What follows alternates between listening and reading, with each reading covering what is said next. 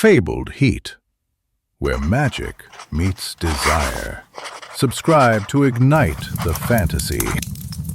The darkness calls to me. It doesn't whisper warnings or threaten oblivion. It invites asterisk. It's a siren song woven into the very fabric of my being, a lover's murmur against my skin. It tastes like the first drops of a summer storm, clean and electric, laced with the metallic tang of regret. It feels right. Like a second skin, a missing piece finally slotted into place. I am Kaida, and I hunt what others fear. Not for glory, not for reward, but because the shadows understand me in a way sunlight never could. But I am also hunted, desired, possessed, even before a hand has truly claimed me, by two men who are as dangerous as the creatures I stalk, perhaps even more so. Asher, just the name sends a shiver tracing its way down my spine, a delicious tremor that has nothing to do with cold.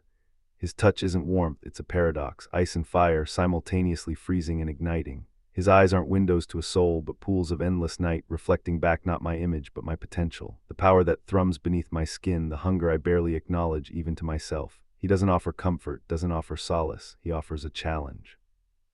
A promise of exquisite pain, of unlocking something wild and untamed within me. He sees the monster I keep chained, and he wants to set it free.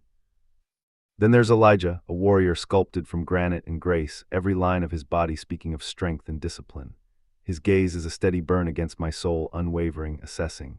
He offers protection, a fierce loyalty that stirs something primal within me, a longing for safety I thought I'd long since buried. He's an anchor in the storm, a solid presence in a world of shifting shadows. But beneath the honor, beneath the stoicism, I sense a darkness mirroring my own.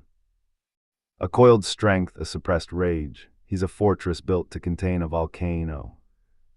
We were drawn together by a prophecy, a tangled fate woven with magic and desire. Old woman Lyra, her eyes clouded with visions, spoke of a looming darkness, a creeping blight that would consume the land, and of three figures standing against it, bound by a connection that transcended flesh and blood, a triad of power. The dreams came first, fragmented and unsettling.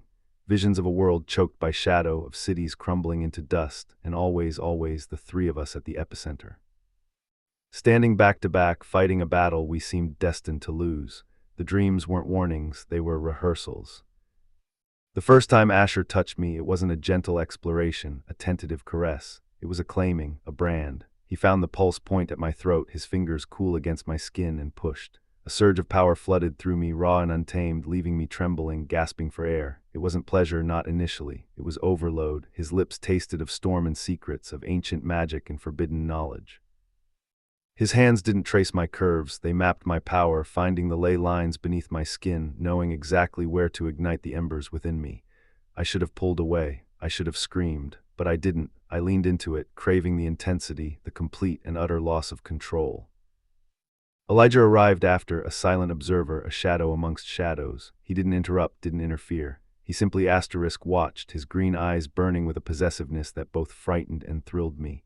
It wasn't the possessiveness of a jealous lover, but of someone who believes he has a right to me, a claim forged in destiny. He didn't offer words, didn't offer explanations. Only a slow, deliberate slide of his hand across my back, his touch warm and grounding, a stark contrast to Asher's icy fire, a promise of a different kind of pleasure, a different kind of power, a pleasure rooted in strength and protection, a power born of unwavering loyalty. Our connection isn't just psychic, it's visceral. I feel their desires as my own, a confusing and overwhelming tide of sensation. Their pain is a searing echo in my soul, a phantom ache that leaves me breathless. When Asher is frustrated, I feel the tightening in my chest, the clenching of my jaw. When Elijah is wounded, I taste blood on my tongue, feel the sting of steel against my skin. It's a dangerous intimacy, a blurring of boundaries that threatens to consume us all. It's exhilarating and terrifying in equal measure. I find myself seeking them out, drawn to their contrasting energies like a moth to a flame. I crave Asher's challenge, his willingness to push me to my limits, to unlock the darkness within. I yearn for Elijah's stability, his unwavering support, the feeling of being safe in his arms. But I know with a chilling certainty that I can't have both, not fully, not without shattering something within myself. The prophecy speaks of sacrifice, of a choice that must be made.